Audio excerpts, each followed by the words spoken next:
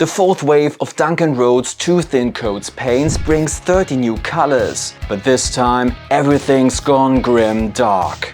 Dark Arts is the name of the new expansion, and it does quite a few things differently from the regular Too Thin Coats paints. In this video, I'll be testing the new acrylics, metallics and inks, explaining the differences and similarities, and comparing them with the Army Painter's equally grimdark John Blanche Masterclass paints. Hi, I'm Stahly from Tale of Painters. For years I've been testing every new miniature paint range and creating professional, hand-painted color swatches to help you find the perfect paints for your next mini painting project. And now I've got the brand new Dark Arts paints on my desk. These are a standalone expansion to the Too Thin Coats range by Transatlantis Games and the well-known former GW presenter Duncan Rhodes. Launched through Kickstarter in 2025, the project adds 30 completely new paints, expanding the Too Thin Coats range to over 210 colors. Grimdark is the theme here, and the color palette is based on the Zorn palette, named after the influential Swedish painter Anders Zorn. But hang on, didn't the Army Painter recently release a very similar, grimdark Zorn-inspired set with their John Blanche Masterclass collection? Indeed, the palette of the legendary Games Workshop art director John Blanche was also heavily influenced by the Zorn palette. However, Too Thin Coats didn't simply copy the Army Painter's idea. I've been assured that the Dark Arts paints were already in development before the Army Painter announced their John Blanche collection. At the end of the video, I'll compare both paint sets directly, but for now, let's take a closer look at the Dark Arts paints. There are 30 brand new colors with no carryovers from the main Too Thin Coats range. The set breaks down to 22 acrylics, 3 metallics and, for the first time in the Too Thin Coats range, inks. 5 of them. I'll be testing them all in a moment on a model, but first let's go over a few similarities and differences. Dark Arts paints come in the same 50ml dropper bottles as Too Thin Coats, but with new black labels. I'm not the biggest fan of these bottles, as I often find excess paint collecting in the cap. But they do come with agitators for easier shaking and are now made from 50% recycled plastic.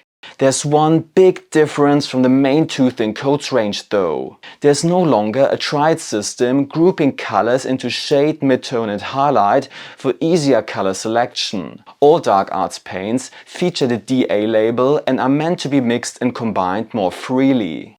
Alright, let's get started with the testing. One of the cornerstones of the Zorn palette is red, and Dark Arts offers quite a few interesting reds to explore. Here I'm painting the cloths of this Skaven clan red with flare red and new light crimson. Compared to demon red from the main range, flare red is a touch more muted, as you can see here. That's a theme that runs throughout the entire Dark Arts palette.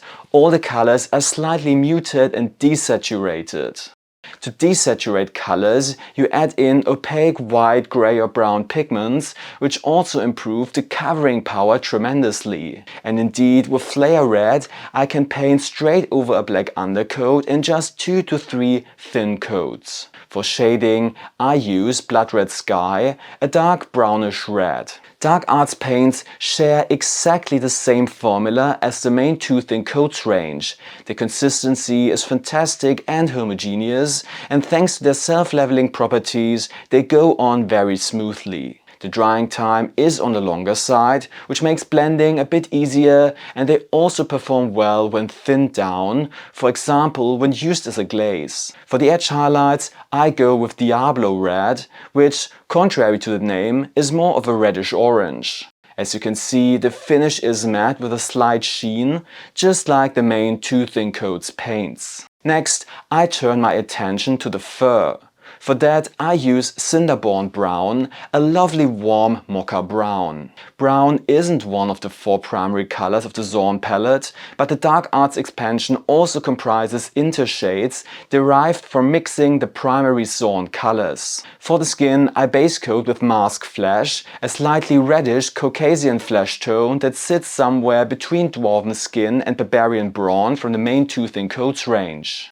Ochre is another one of the 4 core colors of the Zorn palette, and Dark Arts offers 3 ochre yellow tones that expand the ochres of the main range. To base coat the shield, I'm using Abhorrent Ochre, which has a slightly greenish undertone. Again, the coverage is excellent, taking just 2 to 3 thin coats. If you'd like to see exactly how all the Dark Arts colors fit into the main range, check my 2 thin coat swatch. It features professionally digitized, hand-painted samples of all 180 2 thin coats colors and now also includes the 30 new Dark Arts paints. If you already own the previous version, you can download the update for free. Otherwise, you can get a swatch for a small donation from my Patreon shop. Check the link in the comment section below.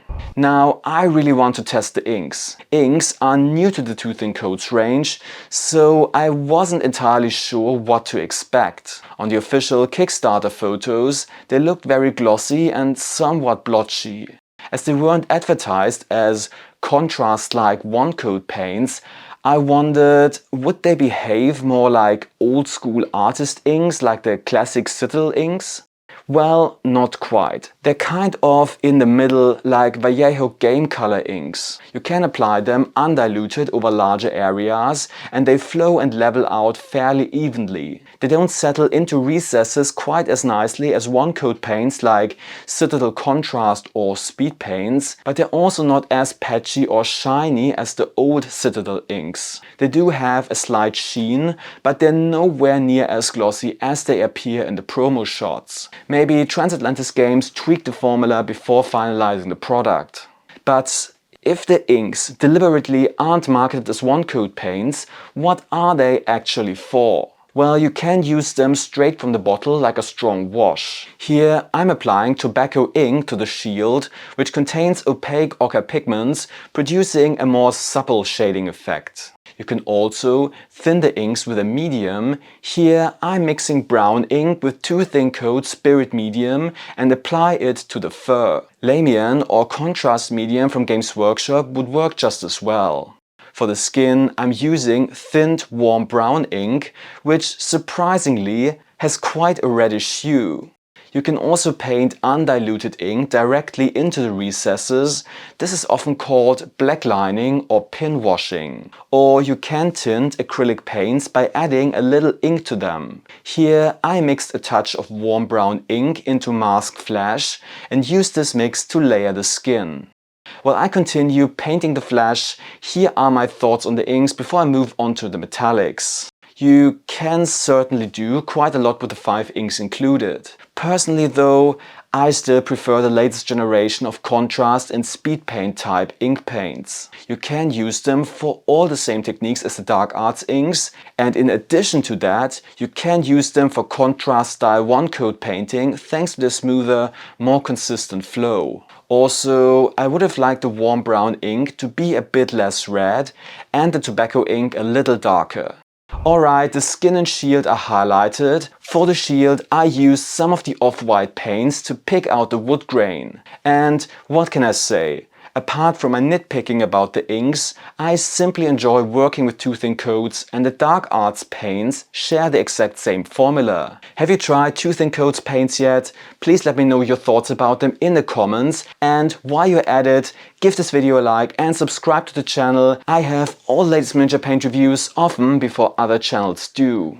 Now on to the 3 new metallics. There are some genuinely useful shades here that I would like to show you. First up is Old Brown Metal, a dark greenish brown, quite similar to Pro Acryl's Magnesium. I also really like Ancient Brass, a muted warm brown tone that reminds me of Runelord Brass from the Citadel color range. And finally, Ironclad Silver, a brownish silver, somewhat like Iron Hand Steel but with a warmer tint. By the way, if you enjoy matching colors across different brands or want to check whether you already have a similar shade in your collection before buying Dark Arts paints, I recommend consulting my 7-in-1 color matching document. This PDF includes over 1,100 hand-painted samples from 7 of the most popular miniature paint ranges, arranged arranged by color families, featuring 2 thin coats, and now Dark Arts is a free update. Never buy the wrong paints again with my hand-painted swatches.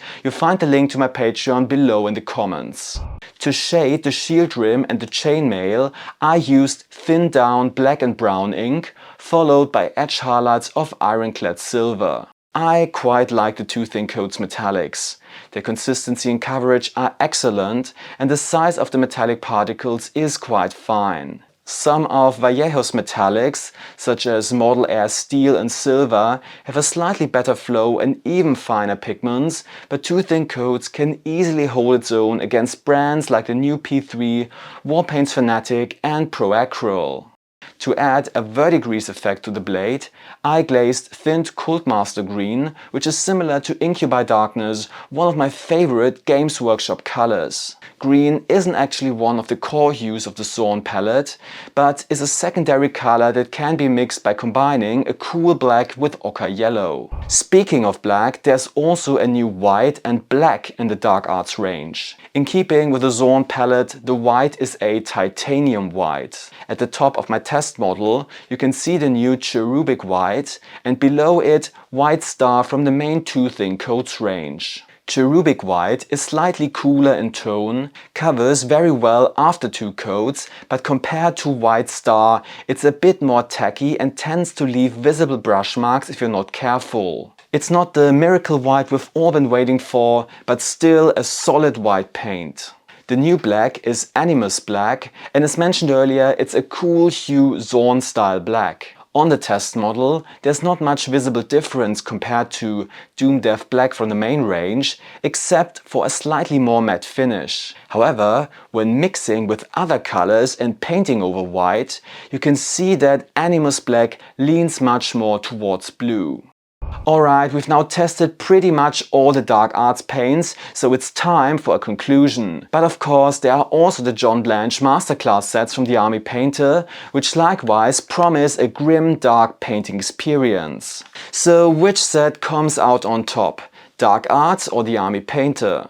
Well, both Dark Arts and Warpaints Fanatic offer a slightly muted color palette and very strong covering power. However, I find that Dark Arts, or rather 2 thin coats paints in general, have a slightly better flow, are easier to blend, and also thin down more nicely for techniques such as glazing. That's not to say that you can't blend or glaze with Warpaints Fanatic, but personally I find these techniques just a touch easier with 2 thin coats. I also think that the John Blanche sets try to do a bit too much at once, paying homage to Blanche, emulating the Zorn palette and filling gaps in the Warpaints Fanatic range when it comes to darker tones. For a sub-range that only contains 20 paints, that's perhaps spreading things a little thin. On the other hand, the Dark Arts palette focuses more squarely on the Zorn palette and its secondary colors, making it feel more cohesive and well balanced to me. That said, the John Blanche sets include some very useful washes and 2 excellent speed paints,